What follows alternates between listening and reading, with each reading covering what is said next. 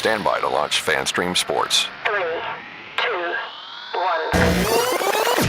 Let's start. Hello, sports fans. Welcome to FanStream Sports. Nothing but pure sports. This is the JP Show. JP, it's so good to hear you back on the air. Stand by. Now, here's JP. All right, welcome into a historic edition of the JP Peterson Show. Why, you say? Well, in many different levels, this Rays sale has become finalized. But I think now, free at last, free at last. Thank God Almighty, we are free at last. Oh, so we are going to talk and celebrate the new era of. It happened. He made it happen. He did make it happen. Rays are now free. 90%. Ironically enough, 90% free, but the 10% held by the. Maybe we should do this. The name that won't be mentioned. Maybe we should just move forward. He who shall not be mentioned. He who shall not be mentioned. Because it's a new day in Tampa Bay, and I cannot wait to see what this new ownership group can do. And we got a lot of news yesterday, mostly stuff that we've been reporting for quite some time, but everything now finalized, some more new names that we can put out there. So we're going to get to all that. And it's good stuff. It's good stuff. And I got an interesting tidbit on one Kyle Tucker. Oh. Yes. And interesting. Could he be coming to the Rays? Stay tuned. Bucs injuries at 10:30. The Bucs will hit the field. We'll find out who's out there, who's not. We'll get the full lowdown from Todd Bowles a little bit later on today. I'll be over there at One Buck Place finding out, see what's going on. We'll talk to Baker, see what's going on with him as they get set to head out west to Seattle. Long road trip to take on a very good Seahawks team. So we'll preview that a little bit for you. FSU Miami. Oh, dude, I've been doing a lot of research on this game. And I got to tell you, as an FSU fan, we going to need some magic. We going to need some Saturday night Doak Campbell magic to beat this Miami team. They are really, really good. But that can happen, and I will be part of that magic. Yelling my drunk ass off 50-yard line at Doak Campbell Stadium on Saturday night. Looking forward to that. So we'll talk about that. Hurricanes insider Mike Murphy is going to join us at 11:30. So we'll get a nice perspective from the Miami side and talk about the rivalry too. And I'll ask you guys out there, what are your great memories of this rivalry, this FSU Miami rivalry? Because it is over the years been, I think, one of the top 5 in college football. In my heart, it's the best. And for me as a Seminole fan, even more so than say Florida, because we've had so many more, I think, memorable historic games with Miami. Unfortunately, a lot of those on the L side, but we've had a lot of big W's over Miami as well. So we'll talk a little bit about that. Major League Baseball yesterday was first day of playoffs was really, really good. Man, the drama is just crazy. How great is this? Isn't it? I love it. I love it. I kind of argued with you last week about, the importance of postseason baseball and what, and I maybe I need to recant some of that. Well, when your team's not involved, right? Obviously, if your team's in it, it's a whole nother story. But like I said, even without my team involved or the Rays involved, dude, it is must-watch TV. And yesterday was a perfect example of that. In the first game of the first round of the wild cards. Yeah. I mean, a lot of close games yesterday, with the exception of Dodgers, Reds, which we kind of expected. Everything else was highly dramatic. But that even had a little drama with both players with multi-home run games. Like, that hasn't happened in forever. Well, but how far will that one go that Ohtani just hit? It's still going. Jesus Christ. 454 feet. Man, that guy is just, I'm so glad he's healthy now. Man, and we can really see what this guy's about. Because, not that he wasn't spectacular when he was down with the elbow injury, but, now that he can pitch and hit and just, he's just ridiculously good. Yeah. And watching Ben Rortvedt play in the playoffs. I was wondering if you were going to comment on this. That dude was so bad. He was so bad with the Rays. He wasn't great Horrific. yesterday. And I'm like, wait a minute, what? That's Ben Rortvedt? Yeah. He's still hitting 154, but he is. But I'm like, what? The Dodgers can't do better than Ben Rortvedt? Like, what the hell? How many catchers they got hurt? He fills a role. I guess. When you have a lineup stacked like that, you don't need anybody other than Ben Rortvedt. You don't even need a bat. Don't even bring your bat just bring your glove. Just bring your glove. That's all you got to do. Anyway, so we'll get into all that. So big show coming your way. Whatever you guys want to talk about, we'll have plenty of time. We only got one guest today, so plenty of time for you guys to pop in and ask questions and get it going. It's interesting. I did a podcast, the Tampa Bay Developer Podcast, 6 months ago. And when we first reported the imminent sale of the Rays, still have not read that in the Times yet, but that's okay. And I forgot because he asked me, like, when do I think it would happen? And I was like, I'm going to say it's going to be at the end of the season. If I had to nail a day, I'll say the end of September, last day of September. And he put in a little. They did something yesterday, and they said, "Yeah." So we nailed that one. And boom goes the dynamite. Yeah. And how much did I win on that? Nothing. But yeah, it's really satisfying to see this whole thing come to fruition and to see the people that are involved in this. And that's the big thing. And yesterday we got our first quotes from the new ownership group. And, a lot of it's cliche, to be sure. But, I think it's meaningful to read some of them because it's the first words we're hearing from Patrick Zalewski. And I think within these quotes, there's little hints of things that are to come. And first and foremost, as an overview, and as I told you way back then, when you hear the names of these elite Tampa Bay businessmen and elite businessmen, businessmen that are going to be involved, understand why I am so excited about the Rays' future. And this whole media narrative that has been spun by some that these guys overpaid for the team and will they have enough money to run it is simply silly. When you look at the all-stars that are involved in this, it's really quite breathtaking. It's breathtaking, and when you come to the previous regime, I can use those words. I mean, it's like the Dodgers lineup and dare I say the Rays lineup. No, I don't want to say that. The Dodgers lineup and the White Sox lineup. I mean, seriously, these guys have very, very deep pockets, and they know what they're doing. And some of the new names, we know about Patrick Zalewski, Dreamfinders Homes, UF Board of Regents, good friends with Ron DeSantis. He is the chief operating officer. Bill Cosgrove has ties to Tampa Bay as well, as his Union Mortgage has been the sponsor of the Gasparilla Bowl here, spends a lot of time in Tampa Bay. And once again, very, very deep pockets. He is going to be the co-chair. He's going to be the co-chair. Well-connected, very, very deep pockets. Will Weatherford, a name that we have mentioned a few times, former Speaker of the House of the state of Florida. How's that work for political connections, Timmy? Does that help? Are they going to help out, get things done on the political track, you think, Will Weatherford? Head of Weatherford Capital, who, by the way, now is also, he is the chairman of the board of trustees at USF. And what are they doing? What did he do there? What did he spearhead? The on-campus stadium. Yeah. He was the man that put that whole deal together and spearheaded the on-campus stadium. So you want to talk about guys that can get shit done? You want to talk about guys that know how to work within the community and work with the community and with our local leaders, solutions to a community problem and bring everybody together. Ladies and gentlemen, Will Weatherford. Oh, he got a stadium. He's already done it in Tampa Bay. At USF, where they said they'd never get that done. Well, go check out the construction that's going on the campus of USF. Welcome to the fray. Will Weatherford.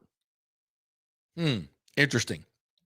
Fred Ridley, another name that we've known for a while, the chairman of Augusta National, where the most powerful businessmen in the freaking world gather. There is nowhere you will find more money, more successful businessmen.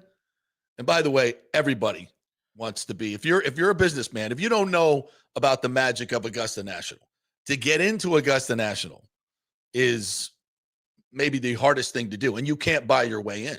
It doesn't matter how much money you have. You can't buy your way in. And Fred Ridley has done amazing things at the Masters to open up Augusta National with the ladies amateur, more TV time, more corporate involvement. I mean, he has transformed the Masters in a wonderful, wonderful way. Another incredible human being that has done more for women's golf in terms of Augusta National, women's golf in general. And an incredibly kind man and a wonderful person. And I've known him for 20 plus years. We just inducted him in the Florida State Hall of Fame a couple of years ago, and I sat down and did that induction interview with him. And it's just an incredible person. And these are when I said Tampa elite businessmen, this is what I was talking about. And I said, will they have the connections to get things done in Tampa and get a stadium done? 1,000%.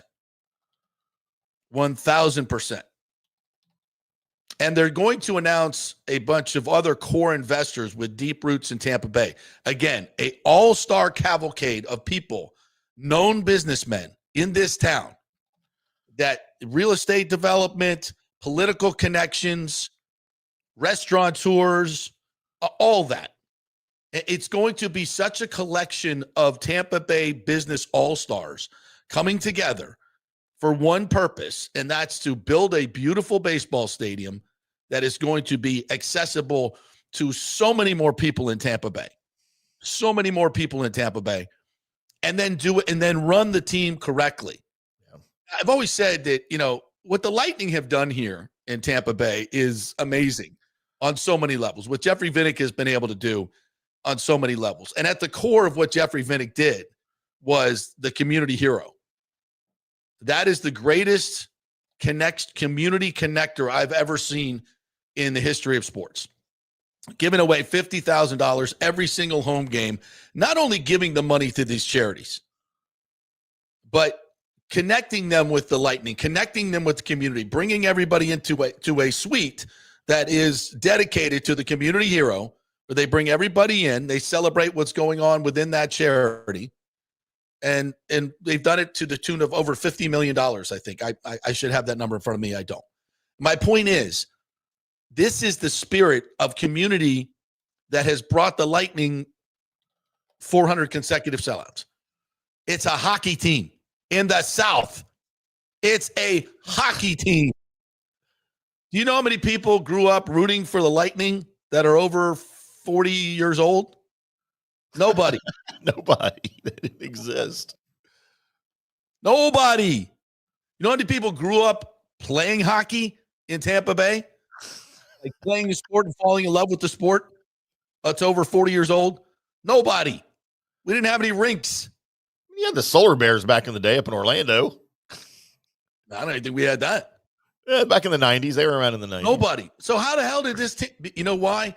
Because of the community came together. They brought the community together and the power of community and what it can do. And now look how successful the Lightning are. A state-of-the-art stadium.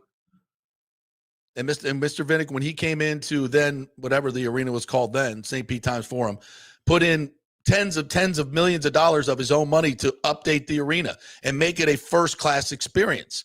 So you put a venue in the middle of the market, give a first-class experience to the fans, start winning, because that all comes from it as well, connect with the community, go into the schools, hand out 250,000 hockey sticks, so every kid in Hillsborough County and Pinellas County has a Lightning hockey stick.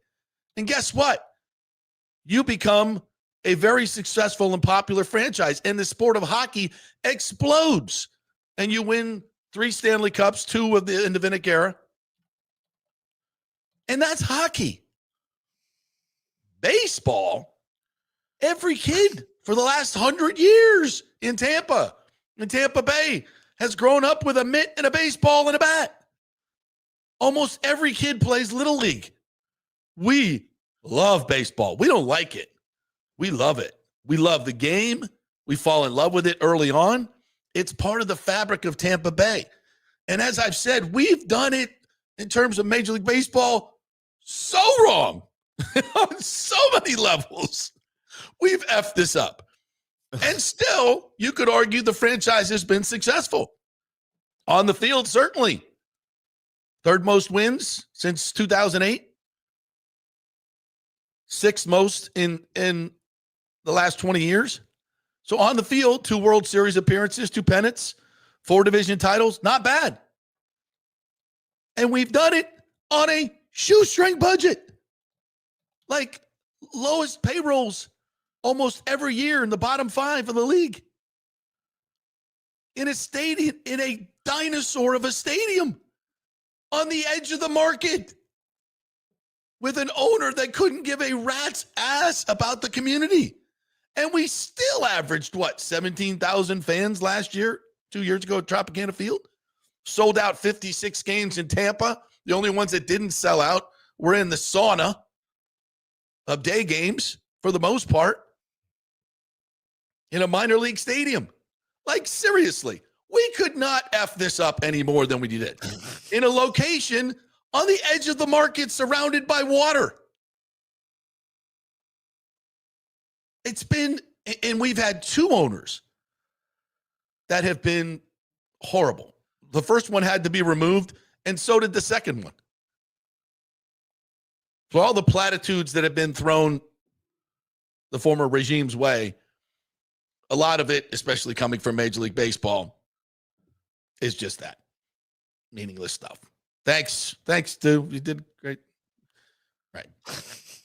But we're forcing you out, in my opinion. According to multiple reports of threatening revenue sharing money and everything else. I'm not going down there. This is all positive. This is all positive. Yeah.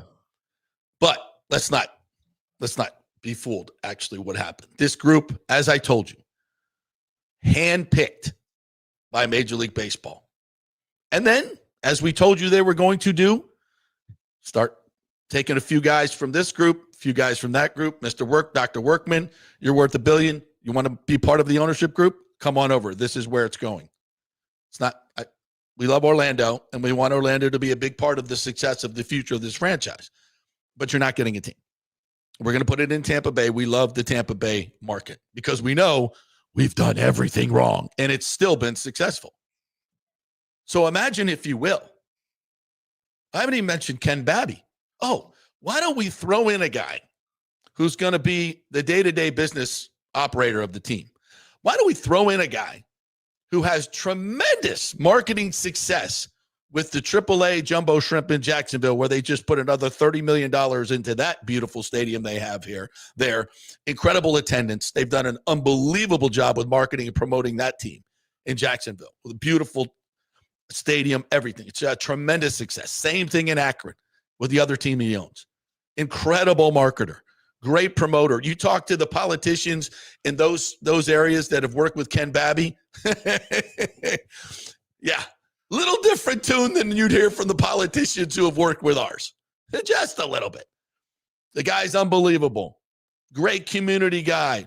Brought everybody together. Great art, energy, great creativity and marketing process. We haven't even marketed this team for 20 years. We're catering to the skateboard crowd. Oh, that was a brilliant marketing ploy. Those days are done, man. This guy knows how to market a team. You're going to see marketing and promotion stuff you have never seen from the Rays before. Never. And if there are anybody if there's anybody in the media that wants to, because they're attached so wonderfully to the former regime, that they want to poo-poo this group and say they don't have money, they don't do this, they don't, shut the hell up. You have no idea what they're going to do and how they're going to do it. I have a pretty good idea. And it's going to be incredible.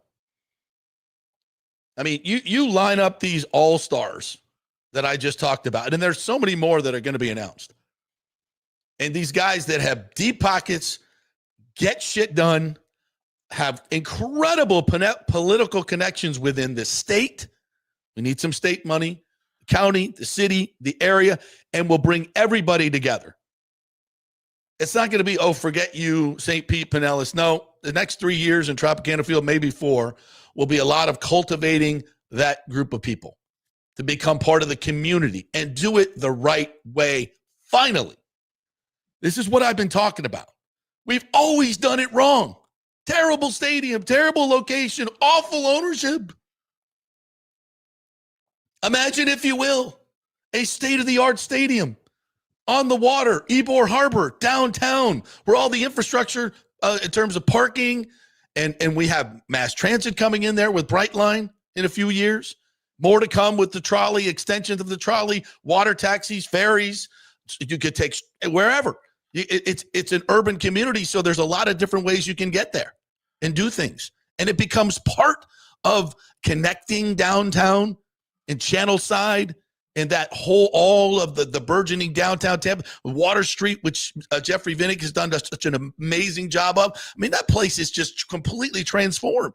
And now you're going to put a baseball stadium down there, state of the art, that's going to be used for a lot of other different community events, open 365, 24/7.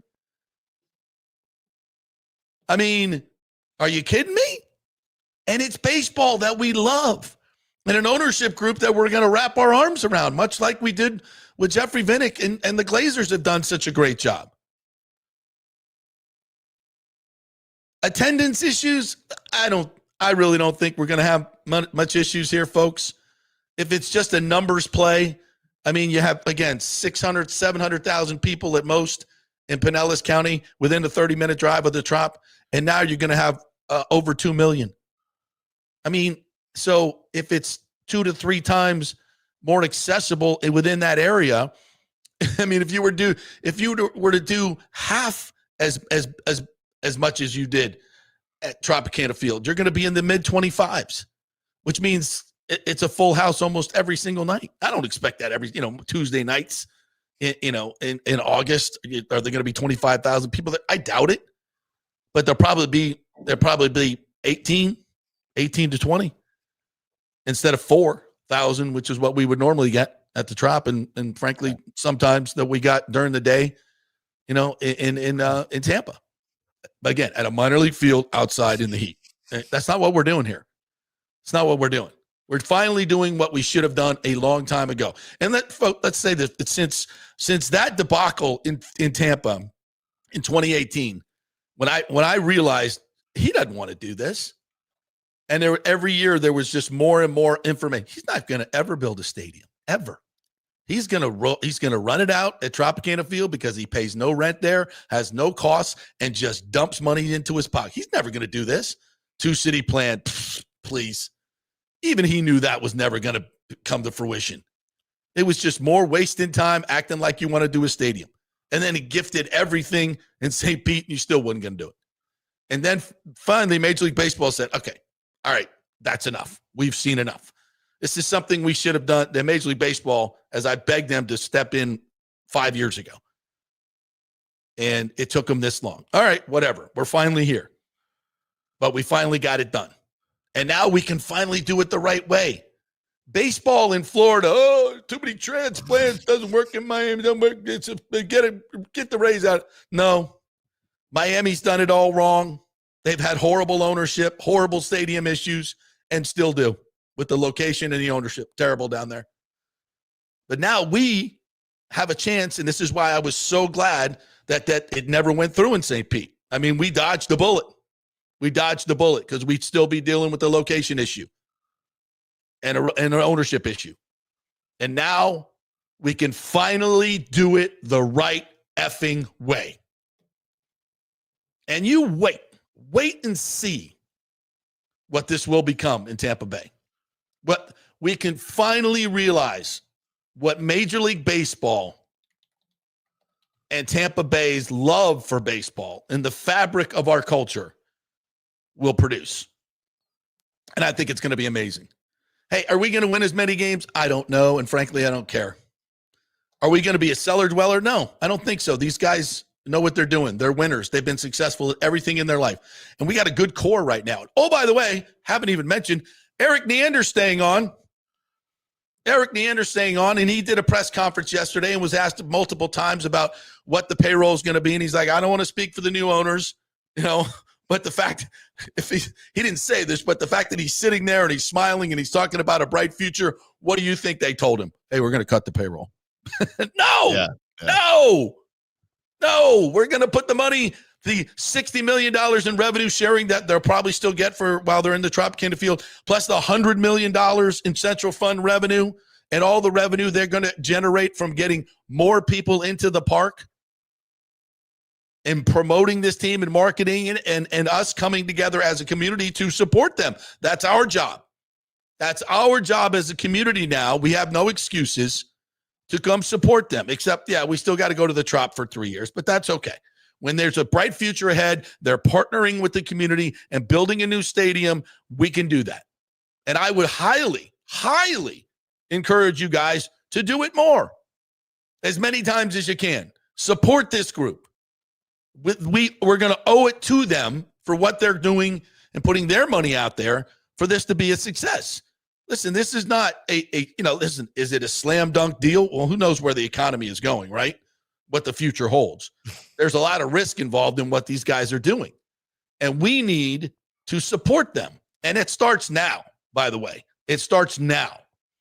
The press conference is on Tuesday, but it starts now. We need to support this group.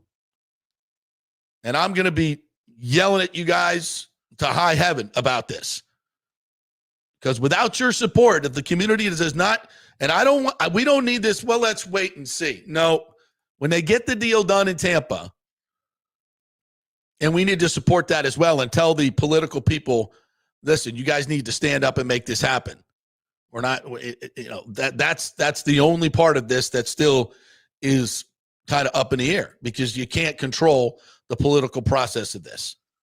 In terms of what, there'll be a lot of, I wouldn't see a lot, but there'll be a few grandstanding politicians that are going to jump up and say, we don't need to give any public money, blah, blah, blah, blah. And listen, I'm not here to say we need to be doing a boondoggle deal like St. Pete threw out there. Hell to the no.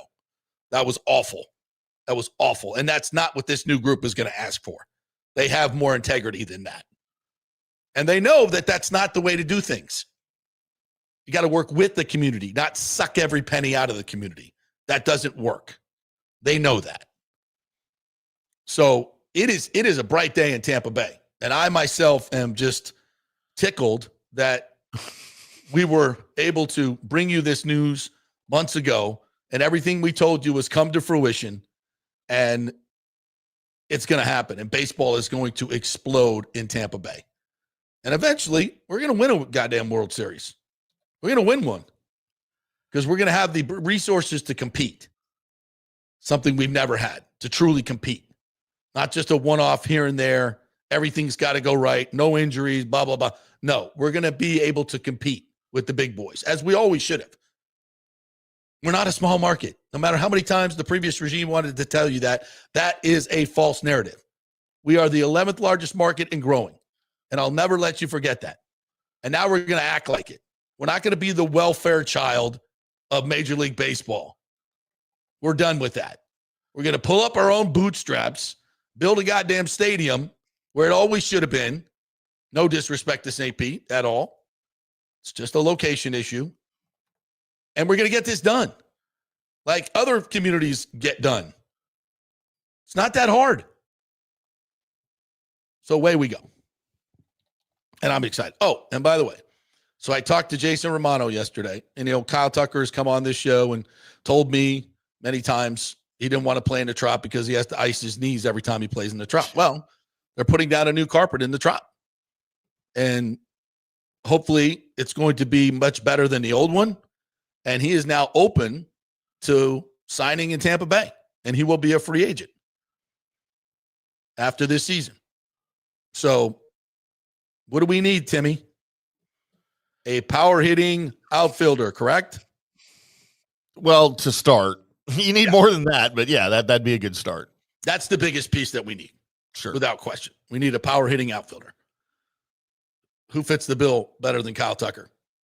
Speed, power, great defensive player. And he's from here, loves Tampa Bay, building a house, just bought a house on Palmacia golf course, and wants to play here for the rest of his life. Oh, so he's your neighbor now. He is my neighbor, indeed. How you like that? Hello, neighbor. Hello, neighbor.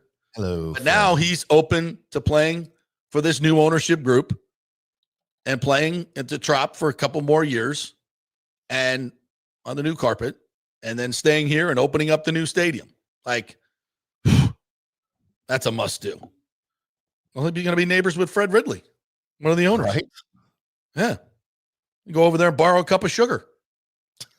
People still do that. I think they do.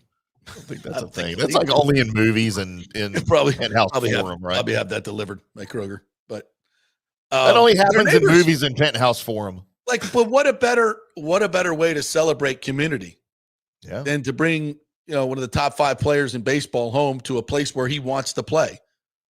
And I mean, I don't think there would be a better way.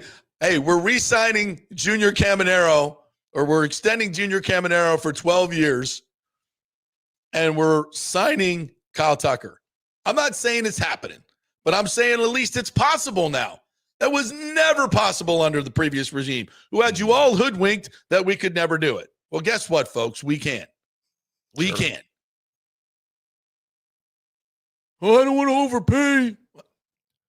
It's not your money. Yeah. What are you worried about? So many of these Rays fans have been brainwashed over the years. Oh, I can't afford that. We don't want to overpay. Like it's your money? Please, overpay. I never understood that. Yeah. Like, Never understood that. Never understood that. Like, I get concerns about it screwing up the rest of the roster, right? But like, well, that's just too much to pay for that guy. He's not worth it. Well, he doesn't deserve it. Okay, nobody deserves $40 million a year for anything. Yet this is where we are. Nobody. So quit with that bull crap. It's just and by the way, argument. Would Kyle take? And Jason will hate me for saying this, and I don't even want to say discount, but there are certain guys. Is he going to demand Juan Soto money? No, he's not. He's not that kind of guy. First of all, he's not that kind of guy that's all about the money. Now, listen, his agency is not going to, give him away for free. They don't want to be on the hook for that. Yeah. It'll be a competitive offer or that you'll need to make, but it's not going to have to be Juan Soto money. So But what better way to usher in this new regime than bringing the favored son home? Come on. And what a way to garner some appreciation and some interest from the fans, right? From the fan base. But what does that say first and foremost? Community. It says community. Have we ever gone after a guy that grew up here and lived here? And like Doug Wechter, when he won his major league debut, a kid who grew up in St. Pete going to Rays games, that was a big deal. And he's still with the organization today, and he's still beloved. He's coming on the show tomorrow. But that was a great community story. And you were like, yeah, man, this kid grew up on our Little League fields, and now he's on the mound for us. And we got so many of these guys playing in the major leagues that are from here, and we never want to pay for them. We never want to bring them home. We never draft them. Here we go. Silver platter. Hello. And he'll take, I hate saying that, but again, we'll all come together from a money standpoint. And, and his agent lives here. Jason Romano grew up Hillsborough High, first round draft pick. Now his agent. This is the most Tampa thing ever. Kyle grew up here, played at Palmacia Little Bayshore Little League. He's one of the best players in the league. You're going to open a stadium in 3-4 years? Who you want to trot out there? I got an idea. Kyle Tucker. By the way, as you want a face of the franchise, that dude is rock solid in everything he does. I mean, it's just the most Tampa Bay thing ever. Yeah. I don't want to stop saying Tampa. It's the most Tampa Bay thing ever. And it's a wonderful one. And by the way, stories sell. Stories sell. And we're all about community here. We're all about community. And that's what this whole thing is going to be based on. That's why that is the rock and the foundation. When your foundation is built on how much money can I make? How can I screw Major League Baseball out of this and out of that? How can I get more money from the city to get this? When that's your foundation, it's sand. This is community. That's bedrock. That you can build on. It's not going to blow away in the wind. This is ours. We love it. And now we're going to finally do it the right way. And I can't be more excited. JP, how excited are you? I'm freaking excited. I'm so fucking excited about this. You have no idea. It's what I've been talking about for so long, and it's not, and it's never been. I know I get a lot of criticism. Oh, you just wanted Tampa. You live in Tampa. You don't want that. No, you want to be right. It's nice to be right, sure, but I want it for Tampa Bay for all the reasons I just laid out. For community, this is my home. It's always been my home. I love this place. It's everything to me, and it's sports, local sports, Tampa Bay sports.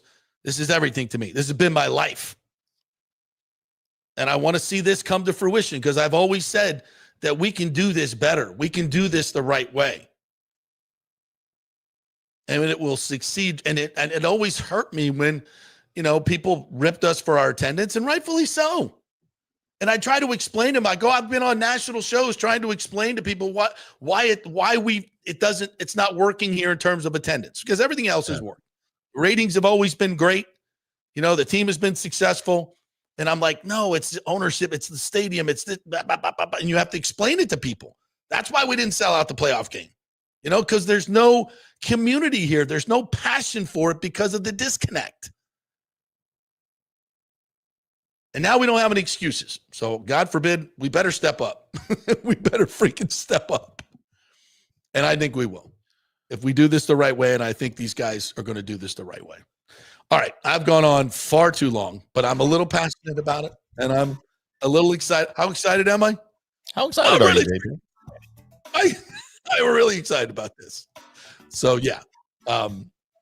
I didn't even need to show up until right about now. I didn't have anything to do with it. The passion kind of came out a little bit. And I ain't sorry for that. Not sorry. Yeah. All right. We're brought to you by the great folks at the Jeeves Law Group, another great local company here. Scott Jeeves, been here for 30 years doing the law thing. Local, trusted, and they get results. That's the Jeeves Law Group. We always talk about that local stuff, right? JEEVES lawgroup.com. Go to the website, give them a call, get your free case consultation. They'll give you an idea of how it's all going to work. And then you say, yes, I would like you to represent me. And then you're in great hands. JeevesLawGroup.com, non-attorney spokesman offices, Tampa and St. Pete. Actual offices in Tampa and St. Pete. And, of course, the great folks at Genesis of Tampa, their grand opening coming up this weekend. And on Saturday, we're going to have 3 USF players signing autographs after their big win on Friday night at Raymond James Stadium. Please go to that as well. Nico Grammatica is going to be signing. Mac Harris is going to be signing. And Chase Nimrod is going to be signing. So those 3 guys are going to be there from 2 to 4 signing and taking pictures. So going over to Genesis of Tampa. And while you're there, get a great trade in yours, bring yours in, get a test drive. Beautiful SUVs, beautiful sports coupes, luxury and value, man. It is awesome. The Genesis cars are fantastic. GenesisofTampa.com, just off of 275 on Bears. Back in 3. Experience the art of driving at Genesis of Tampa, where luxury meets innovation and every detail is crafted for you. From the bold G70 to the refined GV80, Genesis delivers power, elegance, and technology years ahead of its time. Book service online, and our Genesis Experience advisors will pick you up and drop off your vehicle. If available, you can enjoy a courtesy car while yours gets a complimentary interior vacuum plus a generous offer for your trade. Every new Genesis comes with the Miracle Advantage Plan, 10 years or 250,000 miles of powertrain warranty and 4 years of complimentary maintenance. Visit us at 801 East Bears Avenue or online at genesisoftampa.com. Genesis of Tampa, luxury redefined. Italiano Insurance would like to congratulate the Bucs on their 50th anniversary season. And you know what? We've been here for every season and then some, over 60 years in business. We've seen some smart coaches with great game plans, but if you don't have flood insurance or business insurance, that's a terrible game plan. That could ruin you financially. You don't want to take that L. So call 813-877-7799 and let their friendly agents quarterback your insurance and save you big money. Italiano also sponsors our FSU report every week, so go Noles. 813-877-7799 or go to italianoinsurance.com. JP here for Riveters, our new official sports bar and grill of the JP Peterson Show. And just like our show, no BS, no corporate chain feel, just amazing, authentic folks serving great comfort food in a casual atmosphere at unheard of prices. Riveters is located just south of Raymond James and Steinbrenner Field on Dale Mabry, walking distance to the park. So free parking, great place for pregame and postgame. Let's talk about fresh food. Nothing is frozen. Burgers, wings, prime rib, roasted fresh daily, never frozen. That makes a huge difference. The mahi, the salmon, also super fresh. All our sauces are original recipes made in-house. Our Warhawk chili and fully loaded potato soup is made fresh in-house. It's the best food anywhere, served by people who actually care. Riveters on Dale Mabry, just north of 275, just south of where the Bucs and Rays play. We'll see you there. Are you looking to renovate your home, rebuild after the hurricanes, or build your dream home from scratch? Well, let me tell you about my friend Jason Fawcett and On-Site Construction. They have over 1,450 satisfied clients, 25 years of experience, over 500 designs, and a talented team of over 40 construction professionals. They believe building something exceptional begins by truly focusing on all the details, even the smallest ones. We understand that construction can be a daunting process, and we're here to make it as smooth and stress-free as possible. Quality is non-negotiable at On-Site Construction. We use the finest materials, employ the most skilled tradespeople, and adhere to the highest industry standards to deliver a product we're proud of and that you're going to love. Our project management is meticulous with a focus on completing projects on time and on budget. Your happiness is our primary driver. So give us a call at 813-579-5789 or check out our incredible website at onsiteconstructionfl.com. Are you having legal issues with a business partner or other legal business issues? The attorneys at Walters, Levine, and DeGrave can help. Call 800-616-0384 for a free consultation. At Walters, Levine, and DeGrave, we've redefined what a law firm can be with top-tier attorneys, personal service, and 26 years of success. From business law to civil litigation, we deliver smart, client-focused solutions. Walters, Levine, and DeGrave recently won a $6.4 million jury verdict from a large real estate developer, and they can win for you too. Walters, Levine, and DeGrave. Let's solve it together. Not attorney spokesman. For a free consultation, call 800-616-0384 or go to walterslevine.com. Offices Tampa, Sarasota. Let's go. Right now, back to the show on FanStream Sports. All right, welcome back to the JP Peterson Show, brought to you by the great folks at don'tgouncovered.com. It's that time again where you got to get your health insurance, right? Coming up, it's enrollment season, open enrollment. Go to don'tgouncovered.com and see what your options are. Just a short call. They'll do all the work, and they'll find out if they can save you a lot of money with a subsidy and a great plan. Don'tgouncovered.com. Great folks over there. I've used them for the past 5 years. They've saved me thousands of dollars in health insurance. So do it. Don'tgouncovered.com. All righty. Want to get to some comments? First of all, Timothy, I'd like to open it up to you. Your reaction.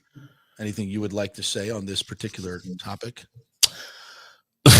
I mean, how do I follow what you just did for the last 38 minutes, 48 minutes? I'm not going to apologize for going overboard. Look, this is no, and you don't. It's not like we got the FCC breathing down our neck to be on time, or right. Isn't that beautiful? Program manager, station manager being in the next room, tapping on the window, going, trying to do this. Break. You got to break. I know. I hated that when I was on a roll at the other station. Ugh. This has been such a long time coming. And you've been pretty spot on with everything that you've predicted, and even timelines. You've been pretty spot on with stuff, and it's unfortunate that Tampa Bay has had to go through what they've gone through the last few years. But just like I was so excited for y'all to experience outside baseball at Steinbrenner Field this year, and I still think that's a great option. That was awesome. I'm still not sold on the Trop being ready for baseball next year, but again, we'll see. That's a whole nother topic. But I'm so excited for the area. I'm so excited for the fans of baseball in all of Central Florida for you guys to have to realize again what good ownership is, what an awesome stadium is going to bring. Because you guys have never had that with the Rays. You've always had the Trop, right?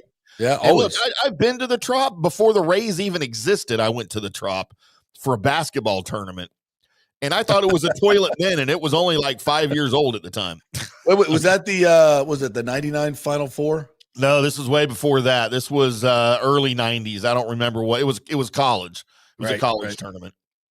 But I mean, and it was just a couple years old, and I was just like, they're trying to get a baseball team here. I remember being just like, no, that'll never happen. So I'm happy for the area. I'm happy for the community. I'm happy for all baseball fans in there in Central Florida. Yeah. It's gonna be great. So what you do is you build this new stadium. It's going to open in 2028, 2027, whatever it is. Enjoy that for about 15 years, and then you'll be ready to build another one. Yeah. JP, you can see 2 new stadiums in your lifetime. Yeah. Well, we're going to see a new football stadium on the for sure. I think it's, and we'll get Will Weatherford on the show. We've had Drew on before, his brother, former FSU quarterback. So we'll get Will on the show hopefully soon. And it's like, what are you going to be like, competing for steel and concrete for your 2 stadiums that you're building? Or he already has it wrapped up. I don't know. It's all good though. But it's good to have somebody that's done it and pushed one through. Right. And knows what the template looks like. And it's very different on a college stadium as compared to, getting city and county approval. Yeah. But I would argue somewhat more difficult. But anyway, it's that's a good. Well, and as I've always said, we're not the problem. Stu was the problem. It's not that hard to get these things done. It's not. The money is there. The numbers work. With baseball stadiums, football stadium, whatever, it works. You put a lot of people in there, they pay. It's kind of how it works. We could, and we blaming everybody else. No. All right, quick update from Greg Auman, Fox Sports. Says not good, looking good for Bucs running back Bucky Irving at the walkthrough today, who had a boot on his left foot and was on crutches at today's walkthrough. Focus on Rachaad White, Sean Tucker for Sunday in Seattle. Yep, I got Rachaad White on my fantasy team, and I will elevate him. Yeah. Yeah. He also says today's a walkthrough for Bucs, so hard to judge participation at all. Jamel Dean was on the sidelines with the rest of the DBs, as was Benjamin Morrison and Christian Izzian. Greg Gaines looks fine sitting with defensive linemen as well. So, once again, the Bulls will talk at noon today, so we'll be over there and we'll try to. I might be a little late for that, but we'll hear what's going on. He's not going to give us a ton because he never does, but we'll see what's going on with injuries. The bottom line is for Bucs is they've been beat up, they are beat up, and as I've said before, I'm not too concerned right now because we banked 3 wins, and I fully expect this team to struggle in the next month. You can't lose this many people up front and be the same team that we expected you to be. But they're going to find their way. Elijah Simmons is a guy that they brought in who played really well last week along the defensive line, was wrecking people. Big dude. We had a great job going out and finding this guy. And then we brought in Sweeney from the Bills practice squad, who's played a lot of football in this league. He's older. Maybe he finds his way into the right guard position. Gedeke comes back. J-Mac comes back. Godwin gets better. He had 10 targets last week and 3 catches. His catch percentage is always in the 70s, 80% in targets. So he's going to get way better. Mike's not playing and it probably won't play for a couple weeks. So this team's going to struggle, but I'm not concerned right now. I'm concerned because, you're not the best that you can be, but nobody is. So let's just, let's calm down. We're probably might lose this week at Seattle. We got some tough games coming up, and I would expect this team to probably be, maybe might be 3-3, might be 3-4, might be 4-3. I don't know, but get to a point. If we could steal one of these games the next few weeks with this roster, and I think we've got plenty of good players to do so. I'm not saying we're going to lose every game. It's not what I'm saying. What I'm saying is, if we do, don't panic. The cavalry is coming. And the end of the season schedule is what it is. And you should be able to win some games. So don't fret. If we will lose this week and others, this is not the team that we're going to have in November and December. Right. Guys are going to get better. Younger guys are going to get better. I mean, these young corners played really, really well against Philadelphia, against some really good receivers. Benjamin Morrison showed you something. Jacob Harris has showed you something big time. Ibuka is going to be the freaking rookie of the year. This draft class is going to be another stellar class. And Elijah Roberts, the 5th round pick, has played really well. So there's at the short term doesn't look good. Bucky's hurt. Gedeke's hurt. Don't worry. We're good. This is why it was important to jump out to your fast start. Yes. Because we talked about it even before the season started, when we knew that there were already going to be injury issues on the offensive line with Wirfs out, and we knew that Godwin wasn't coming back immediately. Now, we didn't anticipate what's happened since, but it's safe to say you got to jump out to a fast start because it's kind of a weak schedule to begin with. We didn't know it was going to be this week. I thought the Texans would be better. I didn't know the Jets were going to be quite as bad, but you had to do that to now you've got a little bit of a cushion. I think Atlanta's playing a little bit better than I thought they would. To start the season, although Penix is having his issues, he's by no means the savior yet in Atlanta. I think he's got the potential still, of course. But Atlanta's, I think they're going to be a good team. I do too. I think they're going to be good. It might not be this year.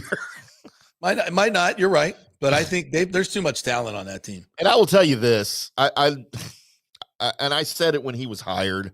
I love Raheem Morris, and I wish the best for Raheem Morris.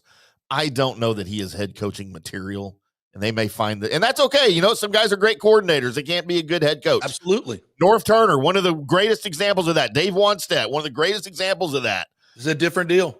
It's a different deal, and not everybody can do it. And we kind of thought maybe Todd Bowles fit into that mold for a little while, and his jury's still out, but we'll see. But that Raheem Morris era in Atlanta might be shorter than what we thought. And I'm not saying this year, but I'm saying if they have another disappointing season with that roster, there could be changes there at the end of the year. Yeah. So this is a long season, and September is kind of like the old preseason. Frankly, remember back in the day we had 6 preseason games and the starters played a lot of them. Yeah, crazy. So September is still kind of a feeling out period, and guys, you're still installing offenses. Coordinators are getting comfortable. So this is not who this team is going to be, especially this team with the completely reshuffled offensive line for the first month of the season. I mean, and that was supposed to be your strength. Yep. And it has been a tremendous weakness, and you still won 3 games. So again, Bucs fans, chill out. It's going to be, the water's going to get a little choppy here. The Jose Gas bar is going to probably take some water in the next couple of weeks. So get your rum going and just relax and wait till calmer seas are ahead. And we're going to have smooth sailing. I love this analogy I'm working with there. Is it a metaphor or is it no? And we get to now in November around Thanksgiving. It's going to be calm seas, and the sales are going to be full and charge ahead. That's what's going to happen. Yeah. I needed some Buccaneer music for that, but here we go. Bucs basement is up more. Good morning. Nice negative jolt from my man. It's never a good sign when you need to get a second opinion on an injury. Bucs can deal with Bucky for a game or two without Bucky for a game or two. Need him healthy for the long stretch if he can be available. Yeah, take a few weeks off, Bucky. It's all good. We got great depth. And also, it's not a sign of anything. This is actually pretty common in the NFL. Right. It's not uncommon for guys to, and it doesn't mean he doesn't like the evaluation he got by the team. It just means, hey, there's something here, so let's have multiple opinions, multiple people take a look at it. It's very, very common in the NFL. Yeah, there's nothing. It's not a bad big going deal on here. Angelo Provenzano, good morning. Ciao, bella. Honestly, getting second opinion on all Bucs players' injuries is a good idea at this point. The training and medical staff has proved to be suspect at best. I'm not going to go there. I don't have enough information on it. And injuries happen in the NFL. The whole Tristan Wirfs thing, but people got all bent out of shape. And, when Tristan talked about it the other day, it was exactly what we said it was. He was dealing with some pain. These guys deal with this pain all the time. And it normally kind of just goes away. It heals itself, and then you're ready for the season. Well, this particular one did not. And at that point, because you never want to have surgery or unnecessary surgery. Right. And the feedback that these doctors are getting is solely dependent on the player. And Tristan Wirfs is a badass. And he didn't want to say, oh, I'm just like, I can't walk up and down stairs. Listen, they tried to fight through it. And then they had surgery. And so now he's back at the end of the preseason. So we're fine. We'll be fine. His legs will be fresher for the end. And I don't think that's necessarily a miscalculation by the training staff. I'm going to need a lot more information before I start going after them. October 1st, happy elimination day for the Yankees, says Brandon Weed. Boy, what a game that was last night with the Red Sox and Yankees. Full house at the Boogie Down, and Chapman comes on, bases loaded, nobody out, in a 3-1 lead, and he wiggles out of it. I think I read that's the first time ever a team has had bases loaded in the bottom of the ninth and didn't score a run and lost the game. Yeah. I think I did hear that. Yeah. Brandon says, I'm sure you answered this before, but why does Stu, the clown, have a 10% stake in the Rays? Why not just completely walk away? Okay, this is me postulating, connecting the dots on a lot of information that I've heard. So baseball wanted Stu out. We know this, right? And he didn't want to leave. This has been a very sticky thing with the other owners and the commissioner. It got ugly. It got really, really ugly behind the scenes. So in order to force him to sell, in quotations, if you're listening in the podcast, in order to force him to sell, I'm sure there were some concessions made and some negotiation done in order for him to remain a baseball owner and keep all the accoutrement that comes along with that. And I think this was probably part of it.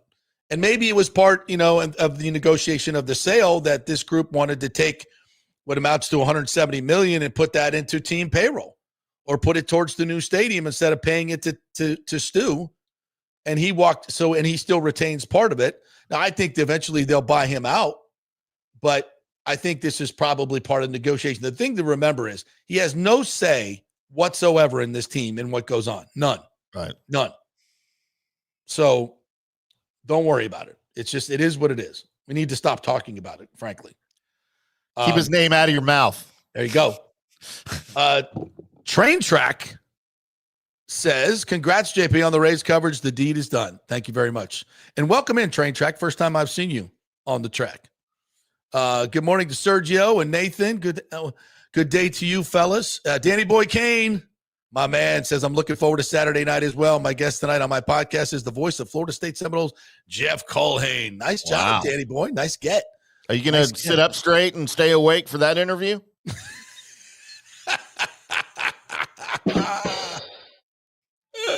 Just kidding. Just When kidding. Danny Boy came on with us, he was very relaxed in his big UM chair. Very relaxed. Very relaxed. Kind of like that.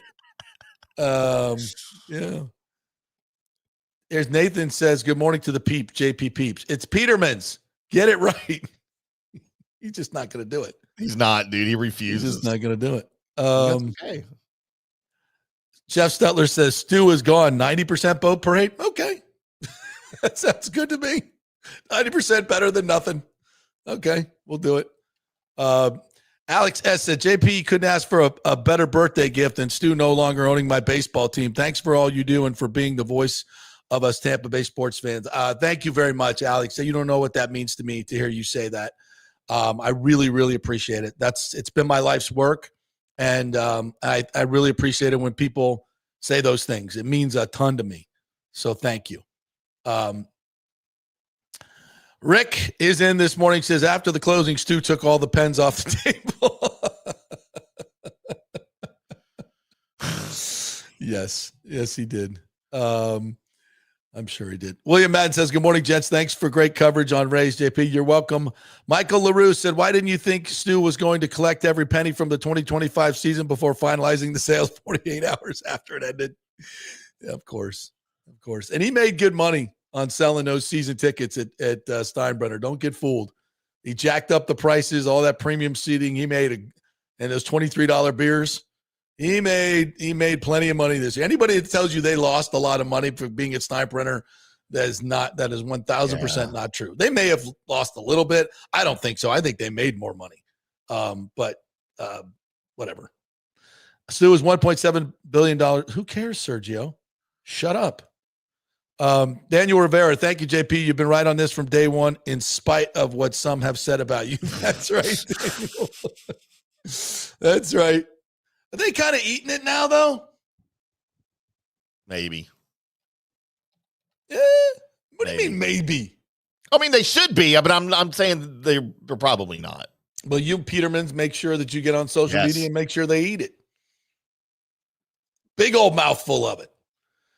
Stephanie Lana says, I know for you it isn't about vindication, but you have been on this from day one, yet no one believed you. Wait, no one believed me? Some people did. I think a lot of people did. Glad it worked out for the community and the team. Things can only get better from here. Thank you, Stephanie. You're 100% correct, except when you said nobody believed me. A lot of people believe me. But to her point, a lot of people with the big pens and the big microphones in this town said I was wrong, and I didn't know what the hell I was talking about. They did. So, yeah, y'all got to eat it. Kenneth says, good morning, Petermans. Just a question. I don't know if I missed it or if I was late, but I was just wondering, did this group also invest in the soccer team as well? Thought I read something on it. Yes, they get the soccer team as well. So what happens with the soccer team? Well, they're playing at Al Lang this year, the Rowdies we're talking about. After that, it's up in the air. Now, I mean, if I was this new group, and I don't think this would necessarily happen because I don't think MLS wants a team in Orlando and Tampa, kind of like the baseball thing. I think it's too close. But I would try to do what Arthur Blank did in Atlanta and try to get an MLS team to play in my big new shiny stadium and pack it out. But then you'd have to design the stadium to do soccer as well, and I don't know how that works. Gross. You know, baseball needs to be the priority. We don't need to make concessions for maybe having a soccer team. And also, Daryl Shaw, who owns the Tampa Bay Sun, has proposed a soccer-only stadium. Yeah. And Daryl owns the Ybor Harbor. So there's synergy here. There's some really good synergy here to get, dare I say, 2 stadiums done. Now, the soccer stadium would be like 15,000, like a very kind of a small boutique for, the Tampa Bay Sun, which is, and then the Rowdies, which is not an MLS team. And they draw, 5,000 to 8,000 at Al Lang. So that, 15,000 would be a perfect, really cool soccer stadium that could be part of the Ybor, the complex, where you have a baseball stadium and a really cool soccer stadium. So, yeah, I think that's part of it. And that's going back to what? Community. Let's serve all the community, including the soccer heads. Be part of this big group. Love that. Rick says, Nathan, Stu had to move in with JP after the sale after paying off all the people he screwed over. He's broke. Boy, that would be kind of like an Odd Couple situation, right? Step Brothers. Oh, no, don't do it. Don't put the picture. I don't have it anymore. Oh, thank God. I purged it, JP. Yeah. Michael LaRue says Patrick Zalewski said he wants to bring a world-class experience on and off the field. Fans are going to hold him to that because nothing Stu did was world-class. Yeah, that's what I'm talking about, man. These guys are not coming here to build some shanty town, okay? This is not what this is about. You've got mixed use. What did Ken Hagan tell us last week? The Mosey project is a $2 billion mixed use plan up there by USF. These guys are not coming here, to build some crappy thing. Right. It's going to be iconic. Train Track says, hey, who knows? Maybe Orlando could get spring training since they got Dr. Workman in the group. Great idea. Can we get the hell out of Port Charlotte? Port Charlotte is a dump. Been there. It's a cool little stadium down there, but it's near nothing. Like there's nothing there. Used to be the spring training home of the Texas Rangers. It's awful. The city's awful. There's nothing there. Yeah, let's go to Disney. That's a great ballpark, by the way. That's a great, and then you got all the Disney accoutrement that if you want to go to spring training, it's right there in the middle of the state. I mean, and you energize the Orlando fan base to come on over. That sounds like a layup. Train Track sounds like a freaking layup to me. Stephanie said, "This is great analysis, JP." Well, thank you. First time in. Bucs basement, the AL East better be shaking in their boots because we did all this over a past couple of years with an owner who never invested in the team. Imagine what we could do when the owners who spend. Well, I got good news for you, Bucs basement. We're not going to be in the AL East anymore with this unlevel playing field with the Yankees, Red Sox, Blue Jays, and Orioles. Guess what? Realignment is coming. And the Braves, who, by the way, fired Brian Snitker this morning or reassigned him. He's no longer the manager of the Braves. It's going to be the Braves, the Rays, the Marlins, and the new expansion North Carolina team, possibly, or Nashville. Yeah. Road trip, Nashville, and then a balanced schedule. So you're going to still see the Yankees and the Red Sox. They're still going to come here. And you feed you Yankee and Red Sox fans. You still get to put on your Yankee gear. Screw you, by the way. But how much easier is that division to win on a much more level playing field? Nobody in Nashville, even Atlanta, they're good spenders, but they're not $350 million spenders. Right. So finally a level playing field, get a little thing going with the Marlins and the Braves. How about that? So yeah, brighter days to come, Monfrere. Yeah, O and I were talking about this yesterday on the Big O show. Don't forget to watch that as well. All these same FanStream Sports Tampa Bay outlets. We talked about that possible realignment and what that's going to mean for the Rays moving forward. Can you imagine a real payroll on level with everybody else in the with Kevin Cash and Eric Neander running things?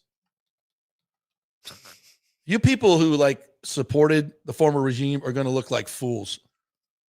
And you're going to say, damn, why didn't we do this before? Yeah, why did this take so long? Right.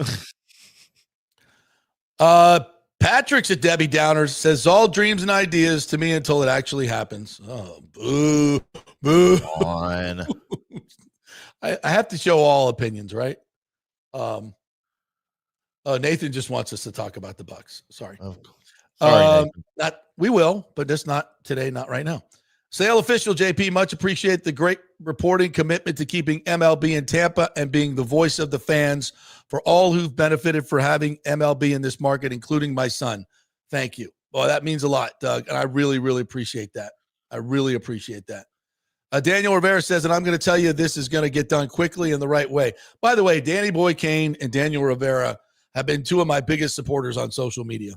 And they've been telling people that this has happened because JP said it was going to happen. And they've taken a lot of shit too. They've taken a lot. So to Daniel, Danny Boy Cam, and Douglas Batista, all you Petermans that have been out there and had my back over the last few months, you can now go tell all those people who told you to eat it. So don't miss an opportunity. Don't take the high road. No. Not today. Most days we say yes, but not today. What else we got here? Sergio says, I sense JP is excited. Yes. Steven Gonzalez. JP Bucs Seahawks could get moved 8:30 Sunday. This happened to a Raiders game because of the A's in 2013. Game was switched to NFL Network and national TV. I thought Sunday night, though. Was that a Monday night game, though?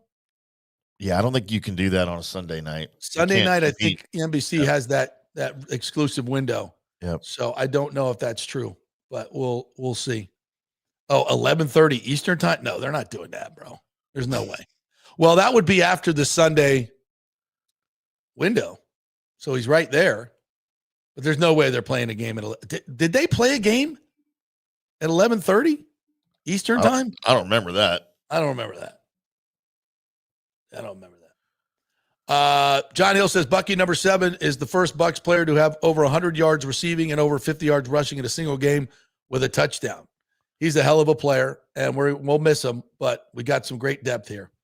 And this is why you didn't trade Rachaad White in the offseason. Thank you. For all of you that were calling for it, this is exactly why. That was a horrible idea. Michael Leroux says, I hope Jason Romano isn't leveraging a Kyle Tucker return to Tampa to get more money from the Cubs. The MLBPA and agents always pressure players to take the most money regardless of fit. Yeah, they do. Listen, is that part of this? Of course. If you're not trying to leverage everything as an agent, then you're not doing your job. All right. But I can tell you this, Kyle would love to play here and Jason would love him to play here in their heart of hearts, but it's business. So, but there will be a business Tampa Bay accommodation. Let's just say it that way. There's synergy there. Both people want it to work. I would think. I haven't asked the owners, but I would think, why would they not? So let's just put it that way. I think that's a good way to put it. Lonnie Wilkins, what's up, brother? Said, what I experienced at Wrigley Field yesterday for the postseason is exactly what the Rays fans deserve. Yes, Lonnie. Lonnie works at Wrigley Field, and I saw him when I was up there. By the way, thank you so much for coming over and saying hello, taking the time to do that. Really appreciate that. Yeah, I mean, the playoff atmosphere at the Trop was awesome. If there's anything positive I could say about that, when that place was packed for playoffs, it was special, and it was freaking loud. It was really loud. Now, was hell getting in and out and getting a beer? That all sucked, but the atmosphere was crazy. You know, the World Series we saw there, I took my kids to when they were young. That was a really special memory, very special memory. Yeah, so what else we got here? Joel says the injuries aren't going to end, JP. Joel's love Joel, but he can be on the negative side. We could put him in the Bucs basement camp. Guy Jones says the Orlando threat is exactly what it is needed to get this stadium deal over the hump and to the finish line. Yeah, you're right. We've talked about this. And Ken Hagan is right to present it as that. If it's ours to lose. So let's don't freaking screw this up. Thomas Casper says Stu has 10% of the transactions to settle his account, possibly with partners or liabilities like Wander Franco. Interesting. Oh. I know there's a huge liability with his former partners in that lawsuit. So I don't know if that's been paid off, but it's a big chunk. But why wouldn't you just sell and then pay that off? I don't know. Yeah. Or maybe they wanted a piece of the team back. Interesting that the partners that sued him owned how much percentage? 10. So there you go. And he's got 10. Maybe they just assume that part of the partnership as a settlement deal. I'm not saying that it's definitely happened. I'm just putting pieces together. That's interesting. Why are those percentages exactly the same? Brandon Weed says, fun fact, there are 12 X-Rays players that are in the playoffs this year and one for each team. Oh, wow. And I got to watch Ben Rortvedt play. Ben Rortvedt. Good dude. Win a World Series. He's a good dude. He just was terrible here. You know, he's a really good dude. But Jimmy J. Voyager said, should we expect a rebrand soon or wait until the new stadium? I don't know. I honestly don't know that, but I think there probably at some point will be a rebrand. I mean, Ken Babby is a marketer and promoter. Why would you not want to do that? And it's not like people are gaga over the the sunburst, right? I leave that to the fans. I'm not. You hate it though. What's that? I'm not a big fan of it. You're on record of hating it. Yeah, I love the double ray stuff. I thought that's great. Yeah. Except the socks. The socks are bad. The multicolored socks. I like those. Clown show. Cody says 620 is the MSNBC of sports radio. You got that right. That's where they lean. Gosh, yeah. There's no doubt about that. More than you know. Trust me. Shadow X says, I just joined and did I miss the injury report for the Bucs?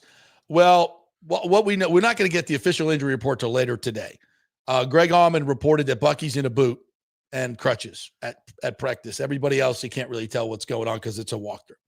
So I guess we're really not going to get any real information until noon with Bowles and then spotting even with that. So Daniel says, I'd like to see the Rays come back to Al Lang's site once the Rowdies leave for spring training. That would be interesting too. The Rays once trained at Al Lang, and I thought, and that was great. I went to a lot of games there. But I think it would be better for the franchise, frankly. I think it would be better. It'd be great. It would be great if it was there for folks in St. Pete and Tampa to go to. But what I think it kind of steals away from the regular season. It's hard to train where you play. Yeah. I think Orlando would be far enough away that it's a different market. Like you're in the same market if you're in St. Pete. And we need that market. We need Orlando. They're not our enemy. They're our friend. I think Orlando it's weird I think from a football standpoint, I think it's weird that the Bucs do that. Yeah. That they don't go somewhere for training camp. Like they did that for a long time. They do it to Disney, but it just costs so much money, and you have all your facilities.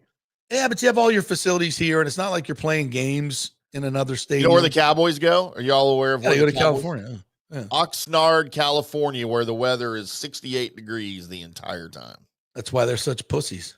And as a media member, oh my gosh, when I used to go, holy crap, dude, that was Oh yeah, nice for you. Listen, I kind of like going over to Disney. We had a nice little condo there. It was kind of fun. Heck yeah. Yeah. Stephanie says, yes, when I said no one believed you, I meant you caught a lot of flack of putting out others when you had reliable sources, people still doubting you, but you always backed it up. Yeah, we had very reliable sources within the ownership group. So, yeah, but listen, this is all, BS behind the scenes with us, with the egos of the reporters and everybody else. Yeah. Nobody cares, and they don't want to give me any due. And even that part is very political. They're of a different political slant, and they hate me. And they hate it when I beat them to stories. That's what they really hate. And I don't have any personal animus towards them at all, towards some of their reporting. Yes, I don't agree with it, but I love everybody. I don't hate them. Just hate what they write sometimes. Hate's a strong word. David Terry said, not to switch gears, but our Bolts are really looking good in the preseason. Hopefully it carries over to the regular season. I know we have neglected the Lightning, and I apologize for that. It's preseason, JP. It's preseason. It's preseason. It's preseason hockey, which is really preseason. Yeah. So when they start playing games here, I'm working my first game tomorrow night. So I'll be able to get over there and kind of, you also kind of have to weed out the prospects too. So we'll get serious tomorrow and start talking some more Lightning. So I apologize for that, but we got plenty of time. This is historic stuff that's going on with the Rays and big stuff with the Bucs as well. So Daniel Rivera says the game at Stephanie Gonzalez is referring to was Stephen Gonzalez 2013 Raiders game versus the San Diego Chargers on October 6th. Check that, Timmy. So October 6th, what year? 2013. Lonnie, Rick says, Lonnie, how much trouble did you go through to see JP at Wrigley? I know the velvet ropes were a bit much. I did have good seats, courtesy of Kyle Tucker and Jason Romano. We had right behind home plate in the friends and family section where some dude sitting behind Ashley was pulling out her hairs. It's a true story. Weird. All right, we got to take a break. When we come back, Bucs talk and FSU Miami talk. Miami insider Mike Murphy's going to join us, and he's going to pump up those Canes. And I don't blame him. That's a really good football team. I've been doing some research on Miami. Their defense is really, really good. So we'll do some college stuff. We'll talk some Bucs as well. We'll get to MLB. And Timmy has a little piece of video that's making big news on the WNBA that we have to share with you guys. Man, oh, man. Scorched earth, JP. Let's go scorched earth. I love scorched earth press conferences. Hey, we're brought to you by the great folks at Cafe Paradiso. Get your great Italian food, traditional Italian at Cafe Paradiso. Absolutely fantastic experience. I've had so many of you guys tell me, hey, I went there for my birthday and it was fantastic.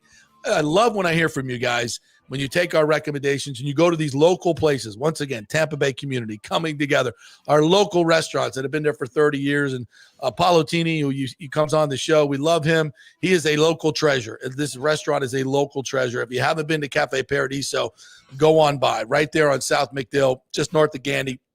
It's an unbelievable place. And tell them JP sent you. Cafe Paradiso. Back in 3.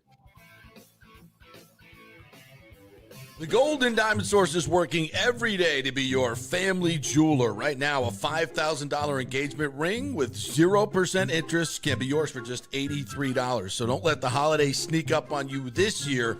Now is the time to get ahead with their in-store layaway. Trade in your old jewelry for cash. Gold has never been higher. The Gold and Diamond Source is offering the highest ever trade-in values for your gold and diamond jewelry. Now is the time to get your holiday shopping started. So come in now, relax, shop, and save at the Gold and Diamond Source. We love Julie and Steve Weintraub, great local philanthropists, and you can find them at 3800 Omerton Road in Clearwater, where you'll always find the perfect gift, only at the Gold and Diamond Source. Welcome to Kingmakers, home of the JP Peterson Show studio and Tampa's premier business networking and social club for members only. By day, it's an exclusive, vibrant co-working space with a stylish conference room, focus rooms, a full production studio, and an in-house marketing team. And by night, Kingmakers transforms into a sports-centric social hub with a full sports bar, golf simulator, and exclusive events. For young entrepreneurs and seasoned professionals, it's the perfect place to work hard, play hard, and make big moves in Midtown Tampa. Close the deal, celebrate the win. Only at Kingmakers. Become a member today at kingmakerstampa.com.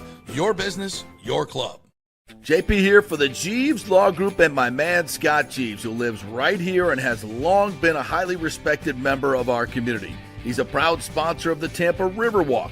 Jeeves Law Group is also a proud sponsor of our Grand Central District in St. Pete and has neighborhood events throughout the year. He has an office on Central Avenue in St. Pete and one on South Howard in Tampa. You can't get more local than that. So when you need an attorney, you're going to hire some huge firm that advertises all over the state or the one that supports your favorite sports show. It's the Jeeves Law Group. We're local, we're trusted, and we get results. For personal injury and personal attention, call us for a free case evaluation. That's 8889-JEEVES. That's 8889-JEEVES. With this record heat in Tampa Bay, you better have your AC unit running at peak efficiency. Third Generation Plumbing installs the best American standard AC units. Our split systems offer the highest efficiency available while reducing energy bills and maximizing comfort. That's why Third Generation Plumbing trusts American standard air conditioning, built to last, made to perform. Whether it's a new install or an emergency repair, our family-owned team brings 3 generations of trusted service to your home, now with the unmatched reliability of American Standard. Plumbing or cooling, we've got Tampa covered. Call Third Generation Plumbing today, 813-961-8024, or go to thirdgenerationplumbing.com. And we also do AC. Ciao, Paolo Tini here, owner of Cafe Paradiso, voted number 3 People's Choice Award on Open Table. I want to thank all our loyal family of customers that have been enjoying our great traditional Italian dishes we make from scratch every day. It's a great family story we're proud of. Our family moved from Rimini, Italy in 1984. My dad, Caesar, started Donatello, and that's where I got the start in the restaurant business. I started Cafe Paradiso on South McDill in 1995, and we've been there ever since. From our traditional ossobuco, a veal slow roast for 4 hours, to our daily fresh catch, the Grouper Paradiso, with a piccata sauce and lobster claw meat, homemade pasta like lasagna, farfalle salchicha, which is a bow tie pasta homemade with fresh sausage. Hold on a minute, JP's favorite. I love it. So come and have a glass of wine with me on South McDill. Get a reservation on Open Table and see all our 5-star reviews. Ciao, see you soon at Paradiso. Let's go.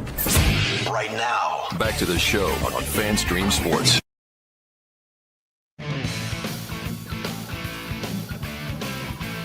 Welcome back to the JP Peterson Show right here on FanStream Sports. I'm IndyCar Tim. JP is apparently indisposed. Coming back at you on a Wednesday. Happy Hump Day! By the way, I don't know if y'all know, I divulged this on my Colby Sapp and IndyCar Tim show here at FanStream Sports Dallas not too long ago.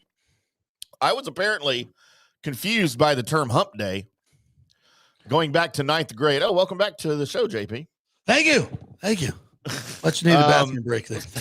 I was telling a little story about Hump Day. Yeah. And how I was confused literally my entire life about what Hump Day meant. We got to get that off because we got to show that great Devil Rays thing up there. Because how beautiful is that? Because Lovely. as a freshman in high school, we didn't have texting. Okay, this is 1985. Okay, What? so everybody passed notes through middle school. You'd pass notes in between classes on one sheet of paper, right, with girls, friends, whatever. Right? It's just it's a note, and you pass it, you write, and you pass, and you just it's a text thread that went on paper, right, throughout the week or however until the paper was used up. Then you'd start a new one. Right. Well, there was this girl at Marcus High School here locally, where I went my freshman year, named Stacy, who I had tremendous hots for. And we were good friends. Mom has it going on too. Oh man, Stacy. Love me some Rachel Hunter. So we would pass notes throughout the day. We'd go skating on Friday nights with all of our friends and everything, because that's what we did. That was our social network, Six Flags and skating. So we would pass notes. And every Wednesday she would write Happy Hump Day. And then, 14-year-old Tim Brain. Of course. I've never heard this before. I've never heard Hump Day ever in my life. So you thought she wanted to hump you. I thought that's what that meant. She wanted to hump Tim. She wanted to ride the Tim train. And I'm like, I was so confused because she's never led on showing any interest. And I'm just like, wait, does that mean like today we're going to hump? Dude. I never had it. Obviously nothing. So when you happened. saw the Geico commercials with the camel, hump day. Yeah, and I'm like, who's having sex with the camel? What's this about? No, but dude, literally, it took me all the way till my adult life. And when I say adult life, I mean probably in my 40s. Yeah. Before I knew what hump day meant. Because it's like the middle of the week. It's the top of the hump. And you're getting over the hump to the weekend. I don't know who came up with that, but it's the stupidest, most asinine saying I've ever heard in my life. And I was confused my freaking entire life about it. So it brings up an interesting question. So are there certain colloquialisms like that you did not realize what they were or what the words were until later on in life, till you screwed it up and somebody said, what did you say? Right. I'm saying this because the other day, Stephen A. Smith put out this video that he was doing an interview with, who was he doing an interview? Anyway, it was a big political interview and it got millions and millions of views. And he said something to the effect, who was he talking about? I think he was talking about some Democratic politician. Anyway, he goes, and what he said did not pass the mustard. And I went, he said that? Yeah.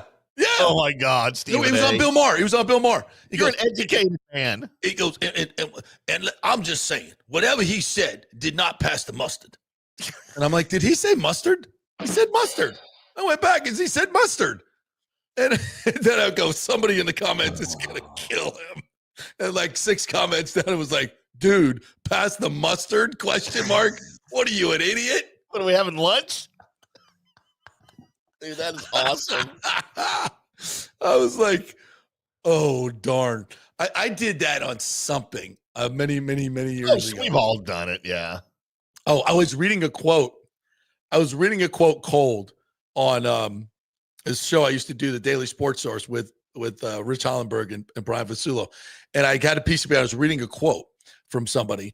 And I was just, for the first time, I'd read a quote. And instead of saying it was the epitome of something, Yeah. I said epitome.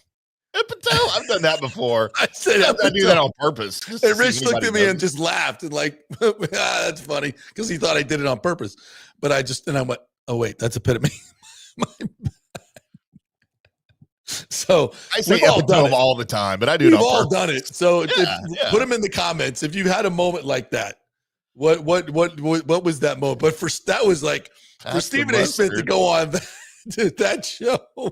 It didn't pass the mustard. That's just great.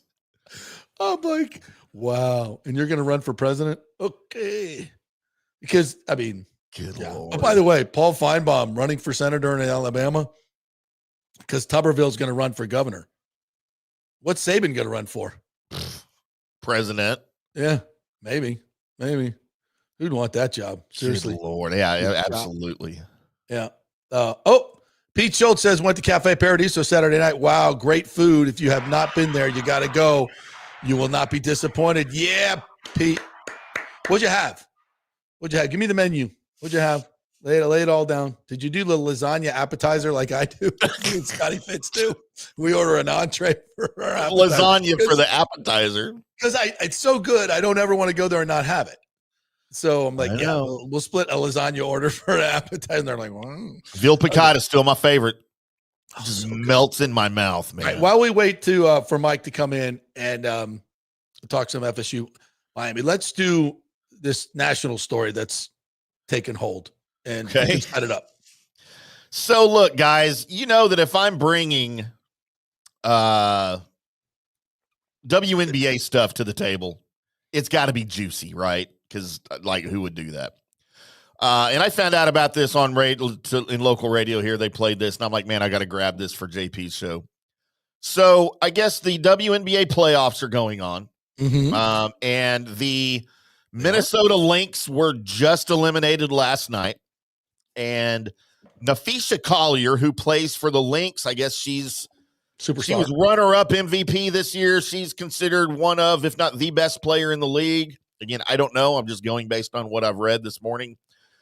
She, in her post-game press conference, decided to go scorched earth on her league and her commissioner. And look, I don't know about the politics of the WNBA. I know it's complicated because it's owned by the NBA and it's not really its own entity, but it kind of is. I don't know that the WNBA commissioner has power to really do anything. I think that's all NBA driven stuff, right? She has the power to run her league and her officials, and the physicality of the play. So this is what the Fisher's talking about. So she just comes on and decides to go off, sharing everything from her personal conversation with Thank the you all for your time commissioner. today. Yes. I have prepared a statement that I would like to make before taking any questions. You know it's going to be good. Right. She's first of all, I'd like to congratulate the the fire. Mercury for advancing to the finals. And I want to be clear, this conversation is not about winning or losing. The kindling It's is about starting something to light. much bigger. The real threat to our league isn't money. It isn't ratings or even missed calls or even physical play. It's the lack of accountability from the league office. Lack of men. Since I've been in the league, you've heard the Log constant catching concerns fire. about officiating, and it has now reached levels of fire. inconsistency that Explode. plague our sport and undermine the integrity in which it operates. Whether the league cares about the health of the players is one thing, but to also not care about the product we put on the floor is truly self-sabotage. Year after year, the only thing that remains consistent is the lack of accountability from our leaders. Sorry, I had to walk here in my boot. I'm kind of out of breath. The league has a buzzword that they've rolled out as talking points for the CBA as to why they can't pay the players what we're worth. That word is sustainability. But what's truly unsustainable is keeping a good product on the floor while allowing officials to lose control of games. Fans see it every night. coaches, both winning and losing, pointed out every night in pregame and postgame media. Yet leadership just issues fines and looks the other way. They ignore the issues that everyone inside the game is begging to be fixed. That is negligence. At Unrivaled this past February, I sat across from Kathy and asked how she planned to address the officiating issues in our league. Her response was, well, only the losers complain about the refs. I also asked how she planned to fix the fact that players like Caitlin, Angel, and Paige, who are clearly driving massive revenue for the league, are making so little for their first 4 years. Her response was, Caitlin should be grateful she makes $16 million off the court, because without the platform that the WNBA gives her, she wouldn't make anything. And in that same conversation, she told me players should be on their knees thanking their lucky stars for the media rights deal that I got them. That's a mentality driving our league from the top. We go to battle every day to protect a shield that doesn't value us. The league believes it succeeds despite its players, not because of them. I have the privilege of watching my husband run a league where he has to balance 100 different things at once. I won't pretend the job is easy, but even with all right, I don't know who her husband is or what he does, but that's kind of the meat of where we were going with that. So we now have a response from Kathy Engelbert Humperdinck that I will read. It's going to be kind of small on the screen. It says, I have for Kathy Engelbert, WNBA commissioner from the commissioner's office. I have the utmost respect for Naphisha Collier and for all the players in the WNBA. Together, we have all worked tirelessly to transform this league. My focus remains on ensuring a bright future for the players and the WNBA, including collaborating on how we continue to elevate the game. I am disheartened by how Nafisa characterized our conversations and league leadership, but even when our perspectives differ, my commitment to the players and to this work will not waver. Nowhere did Kathy Engelbert say, I never said any of that. No. She never disputed any of this. I wonder how Caitlin's feeling about that right now. Like maybe weighing her options to go play overseas where she'll make more money as a player and probably more money in endorsements as well. That league is a disaster. No leadership. It's a disaster on so many levels. In a corresponding note, something I became aware of yesterday by happenstance, because I can't stand the NBA as a league. I literally, it makes me more angry than people accusing me of wearing Eagles green, by the way. Yes.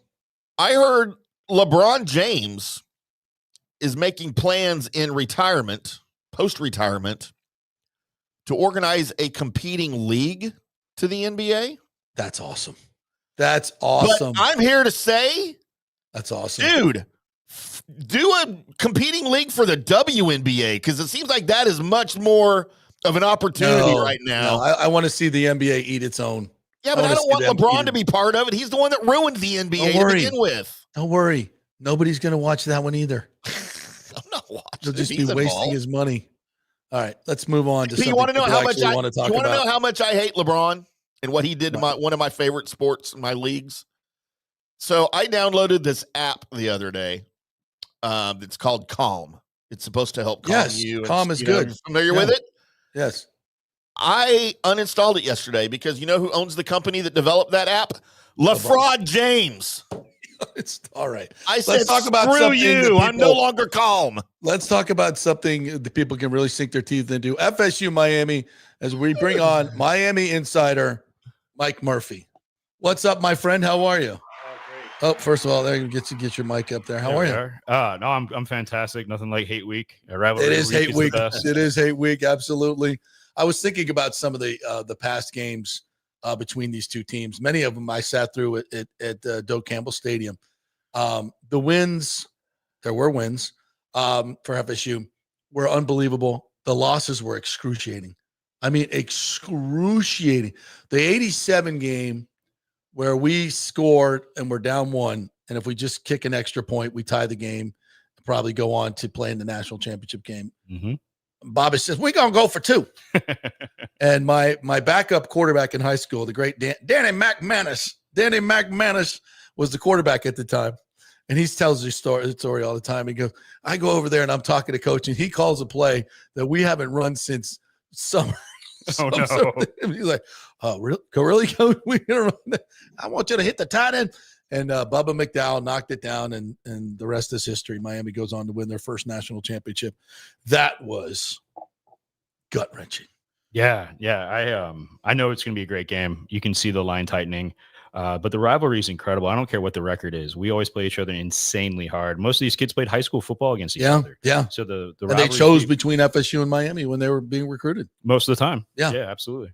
Yeah. So I'm looking at this Miami defense. Your new defensive coordinator, Corey Heatherman. You like him more than the guy last year? Oh, he's amazing. Yeah. I mean, I You just know hope him? he stays. I haven't had a chance to meet him personally, but raging fan. What he did in Minnesota is very, very impressive. Big time. And he just plays violently. He lets us play free. If we're going to make a mistake, make it beautifully. I think that we're a lot more state of Florida defense where we're running towards the ball, where last year we just played zone and let them come to us. And we had a championship offense and a joke of a defense. Yeah. Well, our defense was a joke last year. Better this year, but not where it needs to be. Obviously against Virginia. I don't know if you saw that game. Yeah, it's a hell of a game. Yeah, it's a hell of a game. Is Virginia that big up on the lines? Yeah, their offensive line's good size, and their quarterback was fantastic. But the defense needs a lot of work at FSU, and they're playing a lot of young kids up front that, frankly, just aren't ready for the big boy test that they're going to get this week. And I think, and I talked to a couple guys who would agree this is about a 10 to 14 point game, which it should be. Miami. I think they're that good. And I think Florida State's much better, but they're not to that level yet. I mean, I don't know how we beat Alabama. Alabama's a really good football team. And I think we have a chance to win. No question about it. But it's going to take, as I said earlier, some Saturday night Doak Campbell magic, which happens all the time. It does. Happens all the time. And in this series, it's happened many, many, many times. Dexter Carter, Warwick. I remember lots of great games that we won over Miami, night games that were just incredible. And you need that magic. I'm glad it's at night and everybody's going to be fueled up. The place is going to be packed. It's going to be loud, and we need that home field advantage. But if this were a neutral field, I think the spread would probably be closer to 10 to 12. Yeah, I think momentum's going to be very, very interesting in this game. So let's flip the coin. It's the beginning of the game. You guys win. Do you go on offense or do you defer? I always like deferring because you can manipulate and get that extra possession. I think that's worth everything. I know it's up to the coach because he knows the mood of his team and he knows what he has, in the bag as far as offensively, if he's got some plays he thinks going to work and get to the early momentum. So coaches, it's kind of a coach's decision, but just in general, I think it's important to be able to manipulate the half and get that extra possession. And so I would always defer. But if they don't, they better freaking score. Yeah, exactly. They better freaking score. So I think this Miami team can run the football on Florida State. That's what it's going to come down to. If we can stop Fletcher, especially, and he's a load, and that offensive line is a load. If we can, because we didn't against Virginia. Taylor kind of ran wild. We missed a ton of tackles. Couldn't tackle him.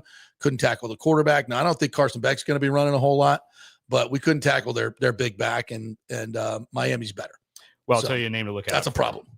Check out Jordan Lyle. Jordan Lyle started the Notre Dame game at running back, got dinged up. He's back this week. This is a massive human being, and I'm a raging Mark Fletcher fan. He's got a couple inches on Mark, and he chose between Penn State, Ohio State, and Miami. So this is a Big Ten type of running back who's not going to run around you. He's going to run right through you. Lyles? Yeah, Lyle. He's our third string running back, but I think he's got the ability to be a difference maker. And then, you look at our skilled position players. Malachi Toney he's good. He reminds me of Tyreek Hill. He Freshman, runs a route that looks like calligraphy. You're like, I don't know if I would teach that, but somehow he finds a hole and he's open. But he was a quarterback, so he's reading the defense from a slightly different point of view. He just has Tyreek-like skills. Yeah. And CJ Daniels has been phenomenal. One of the best receivers in college and catches everything that throws his way. Now, FSU secondary has been good. I like the corners and safeties are better, but they're going to have to get some turnovers. And Carson, he'll throw you some. Yeah. He's not afraid to push the ball downfield. Right. That doesn't always work out. Right. But that's where we got to establish a run first, right? If you move 8 to the box, he's going to take some shots, and I think that's where the game's either going to be won or lost. Yeah. I'm thinking more now. Now, Florida State obviously has to run the football offensively to be anywhere near this game. Bain at 270 pounds is just he is a tough matchup. And our left tackle, Bain plays mostly on the right side of the defense. Mostly, but they'll move him around. They'll move around. Yeah, our left tackle he's a little iffy. So I see the matchup in the trenches as being Miami. Skill positions, I think, is kind of a toss-up. I think Castellanos was really good last week against Virginia. The offense, they will score points, but I just don't know how the defense is going to stop that running game. And if you can't stop the run, you're screwed. Yeah, and as you know, right, if Miami has a lead, all we're going to do is run the ball. That's kind of why I thought, why not get the ball first and try to, play with a lead in Florida State. Yeah. But mad respect for Tommy. I mean, what an amazing athlete. Yeah. He's developing as a passer too, which is fun to see. And I think that's guys got to catch him. I mean, he threw a touchdown pass. It should have won the game to Deuce Robinson. And Deuce, you can argue whether he had control of that ball.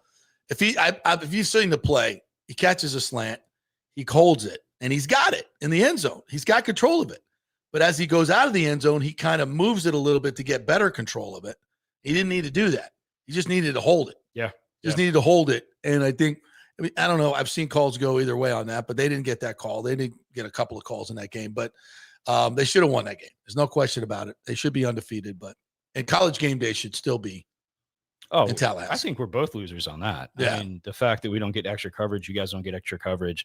Watching Pat McAfee 2 weeks ago jump off the high dive. I mean, adjust his junk. Yeah. And then jump off that. Thank you for that. We needed to see that, Pat. Thank you. Yeah. What's wrong with just like board shorts? You had to do the Speedo, right? Right. Of course you did. And some awkward tan lines. Yeah, very awkward tan lines. He has to be about him. Yeah. He's no Lee Corso. I can tell you that. He's no Lee Corso. Not yet. But do you guys, that was a good game day setup at Coral Gables. Oh, it was amazing. I'd never even seen that part of the campus. Yeah, it's beautiful. I mean, when you look at the campus during the early periods of the campus, we were mining sulfur out of that, which is now the pond. Yeah. Just to try to stay by. Most people forget we're a private school. That's why it's more of a family than a tribe. They're just not that same amount of alum. So it's an amazing opportunity if you get to go to Miami, because it's not just about your 4 to 6, 7, 8 years. If you're a doctor, it's a lifestyle, and it's about taking care of the brotherhood every year after that. Yeah. It's a kind of an interesting fan base because, as you mentioned, it's small and you got all the hangers on that never went to Miami. Yeah. That make up a large base of the fan. That's always pissed me off. And everybody, Florida and FSU fans are like, you didn't even go to Miami. Shut the hell up. You never been to set foot on campus, and now you're like flipping up to you. Get out of here. Get out of here. How do you guys deal with that? Like, welcome aboard, right? Get on the bandwagon. We love the fact that fans want to root for a winning team, and we understand when we're not playing well that they don't show up. It's our obligation to put the best product on the field. I think NIL has put a spotlight back on Miami. If you're young and you want to be a millionaire, do you really want to be, a state capital? Do you want to be in Jacksonville? Do you want to be in Gainesville? Or do you want to be in, Magic City and then the fastest growing economy in Florida? It's right there in Miami. Yeah, no thanks. No. What do you have against getting rich, bro? the beautiful road. You don't like the beautiful rolling hills and the canopy trees of Tallahassee? Oh my God. Yeah. I grew up in South Florida. So as soon as I got to town, first of all, like an hour outside of Tallahassee, you actually see like these big hills. Mm-hmm. Like, and to me, I'm like, this is a mountain. We're going up a mountain. We're going up as you come into Tallahassee, which means 7 hills, if you didn't know that, in Seminole. You get all these big hills, and then I'm seeing these trees, and I'm the brick and all this brick, beautiful campus. And then the girls came out in dolphin shorts, and I'm like, oh yeah, I think I'm coming to Florida State. This is a departure from South Florida. I'm going to Florida State. I was immediately hooked 1,000%. So there's no draw for Miami to me. Yeah, Zero. no, I'm still talking about the student athlete of today that's making $300,000-$400,000 a year as just a starter.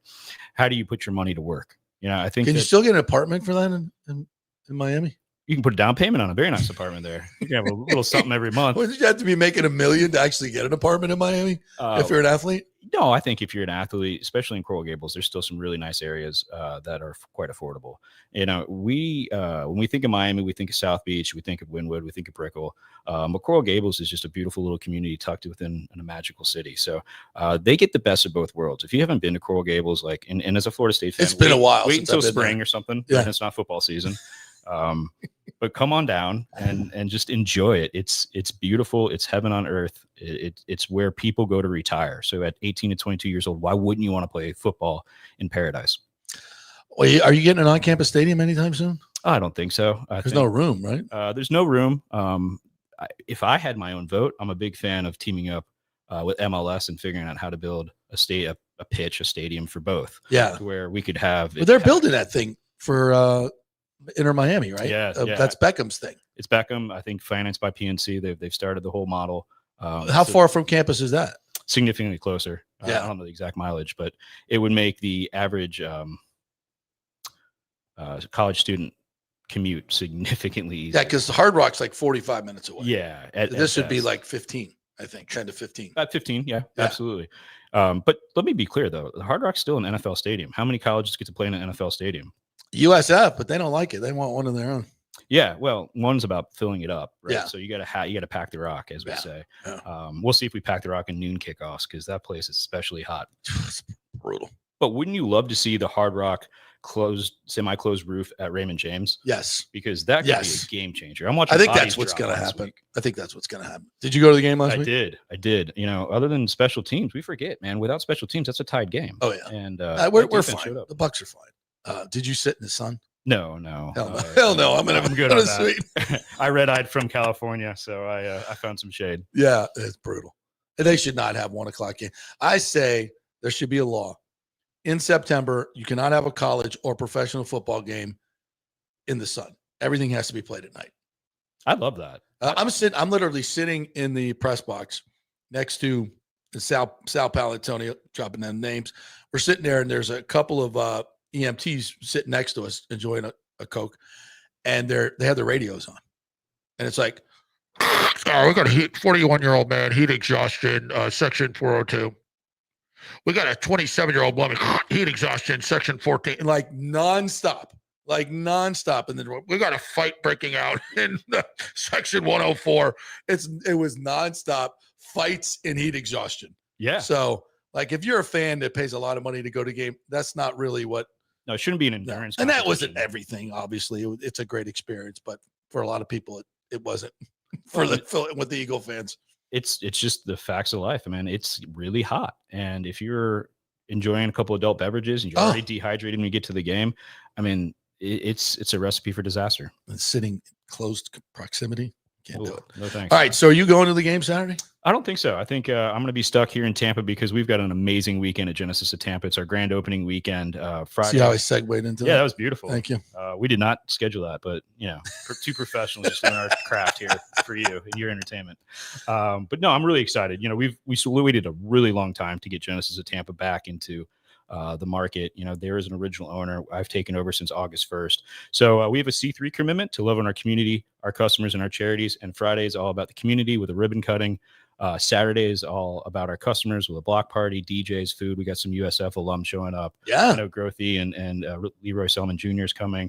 Nico, Grammatica, Harris. We got a whole bunch of Mac guys Harris and who's the other one?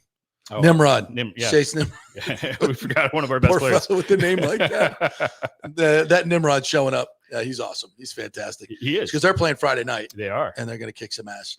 And then Saturday, they'll be over 2 to 4 o'clock at Genesis of Tampa, signing autographs and taking pictures. Yeah, it's going to be a blast. And like I Grothy's coming over too? Grothy's will be there from 10 to 12. Tell him I said hello. Leroy Selman Jr. confirmed. Oh, nice. So that's awfully exciting from 10 to 12. Awesome. And then, obviously we got like 8 TVs. We're going to have all the games on. It's about a fun time. We're not here to sell cars. We're here to celebrate the fact that Murphy Autogroup's back in the community. Murphy Autogroup was founded in 1979 here in Tampa Bay, and we just took 12 years off. Well, welcome back. And as soon as I get some time, I'm going to get over there to trade in my little BMW for a Genesis. I cannot wait. I cannot wait. I mean, it's a great BMW, so we can't wait to sell that on our pre-owned lot. If you just want to see how great Genesis is, go to genesis.com and look at the used cars people are trading in. Yeah. I mean, we've had a Bentley Bentayga, we've many Mercedes, Lexus, BMW. The only thing we haven't traded in yet has been a Cadillac. And, those Escalades are EVs. And, in this type of heat, I think I would probably want a gas-powered luxury vehicle. Yeah. As I go over, there's a Wawa right over here at the Tesla station, and I see all these people sitting in their cars for hours. Yeah. Like, who has time for that? You imagine having to commute to Tallahassee, and it's long enough already. And you're like, okay, you can't even make it through. I'm gonna have to stop for 35 to 45 minutes and have a picnic in my car. I don't get it. But that's why I want a gas. And I don't know if I could stretch all the way up to the SUV, but man, that thing is sweet. Well, and my wife said she saw one yesterday with that's gunmetal black kind of matte finish. Yeah. Oh, she's beautiful. like, she calls me. I just saw this Genesis. Is it GV80? They make the sedan or SUV. SUV. Okay, GV80. Yeah. Yeah. She's like, it's gunmetal black and it's matte. And the tires, we got to get that. I'm like, I'm with you, honey. Yes, we do. So all of Genesis products now come with a black on black matte finish. What's amazing to me is the G90. The G90 is the largest SUV. It's about $100,000, but it is basically a Maybach. It goes dollar for dollar, attribute for attribute. You have an Ottoman, fully reclining chairs. You've got all of the unique features and benefits that you would think you're in a Maybach. Now, Maybach's $250,000. Right, so right. you could buy 2 GV90s and still have enough money to, sponsor an NIL program. To bring it back to football. Yeah, the value of these cars, when I had a Mercedes 400 for about 2 or 3 years, which is like the ultimate touring cars, what they use for, car services. And that thing was smooth and it was a great car. I loved that car. And I got hit from behind, so I had to get a new one. And I got in the Genesis and I was like, okay, it's a step down. And I started driving. I was like, this drives better than the Mercedes. Yeah. And it's like a third of the price. And then think of total cost of ownership. So it's more affordable for maintenance and repair. God. Higher MPG, better miles per gallon. It's just a responsible thing to do to drive a beautiful brand new Genesis. It's fine. Well, hopefully soon. Well, listen, I'll be up there Saturday night I'll be one of those ridiculous drunk folks screaming for FSU, hoping to create some Saturday night magic because we're going to need it. Yeah. We're going to need it. Well, we are not overlooking a great team and we're going to run the rock. And at the best, you are. Hopefully we have a exciting fourth quarter. And you got a prediction? What are you feeling? Don't make me do that on the air. Just if I'm betting the game, I'm taking Miami in the 4.5. Mm-hmm. I just think, but in my heart, can we do this? Can we these two teams play 10 times? I think you guys win 7. Yeah, but the other 3 are in Doak Campbell, and we can win. I mean, I think we're good enough now. We have the players that can compete, at least compete. Like last year, we couldn't compete. Now we have the coaching staff and the players to compete. So in a rivalry game like this, anything can freaking happen. And many times we've had the better team and you guys have won and gone on to win a national championship. So, Lord, who knows what happens, but I'll give you my prediction. Whatever team wins the turnover battle wins the game. I know that's somewhat basic, but I'll say this, and this is proven true throughout this entire series. The numbers are, I think it's all like 95%. The team that runs for more yards. Ooh. The team that runs for more yards in this series wins, I think, 90% of the games, which is it's pretty telling. It makes me feel a little bit better. Yeah. Yeah. Well, we got a pretty good we got the number 1 rushing attack in the nation, so we'll see. All right, Mike. Thanks, buddy. Yes, for sir. coming in. Great Appreciate it. All right. I'm not going to say go Canes. Go Noles. All right. Well, don't go Noles. Don't go Noles. Love it. Thank you, Mike. Absolutely. All right, Timmy. We got a couple minutes to wrap this up. What have we missed? We didn't get a lot of baseball talk in here today. You missed my prediction here on the screen. Would you FSU go after yourself, jerk. Miami 86, FSU 13. Yeah. Screw you. You're gonna make history, JP. 86. 86 you right now. By the way, an update on the Raiders game that was moved. Yeah. Oh, yeah. The game was moved back over 7 hours from original 1:25 p.m. kickoff to accommodate the Coliseum's conversion from baseball configuration to football due to the A's postseason game on Saturday evening. They moved it to 8:35. 8:35 Eastern. Sunday night. 8:35 Eastern. It doesn't say. I mean, it has to be because if it was originally a 1:25, yeah. I mean, yeah. So that was 8:35 Pacific time. Then it was originally 1:35 Pacific. Well, no. So he's right. They played the game at 8:35 the game at 11:30 at night. Yeah. Holy shit, bang! I don't think that they're going to do that in this situation, right? Because first of all, the Mariners are playing on Saturday, and they're just going to skip a day and then play them on Monday. Are they? That makes sense. Do we know that for sure? They're not going to play on Sunday. I don't know for sure, but I mean, this is it's too late to move the game. Yeah, you got people traveling and stuff. Yeah. It's way too late to move the game at this point. So, I think baseball, as usual, baseball is going to have to work its way around the NFL because the NFL is king. So, I can't see them. There's no way they're moving it to 11:30 Eastern time on a Sunday night. No freaking way. It's hard to imagine, right? No freaking way. Because that's a real that would be a huge disadvantage for the Buccaneers. Like a huge disadvantage. That's not a thing. There's no way the NFL would do that. I can't see it. Yeah, I'm kind of shy. If I wouldn't have just confirmed this, I wouldn't have believed it because I don't remember this at all. No, I don't either. Just a couple more comments. Jeff Moore, thank you for coming in. I think you're a first timer here. Wonderful show today. Says go Bucs, go Canes. What? Go Canes, my ass. Rick says LeBron and his Chinese sponsored league, free child slave shoes for every player. Rick, you're awesome. You are awesome. Y'all should take some creative license from Rick, especially you negative people. Bucs Basement, I'm talking to you. Danny Boy Kane's got to get in here. Says I think we can maul these guys, and I believe our running game and our defense will be too much for FSU, especially as the game goes on in the second half. You ain't wrong. Bucky has a foot sprain. Terrible news. No, it's not easy. We're good. He'll be back. He's fine. We got depth at the position. We got Rashad White, Tucker. We're fine. Take a little bit of a break. What's amazing to me is if you go back and look at that fumble play, because I think that's where he got hurt. Yeah. His ankle, and I was like, ooh. And he gets up and scores a 72-yard touchdown. That dude is freaking tough as nails. Might have made the injury worse. Yeah. Yeah, maybe, but you can't play like that, right? It hadn't had time to swell up yet, and get all stiff. Yeah. But I don't even remember him limping off the field. No, me neither. Because I think he was so pissed about the fumble. That's what I love about it. I mean, he is such a good dude, Bucky. I mean, he's tough.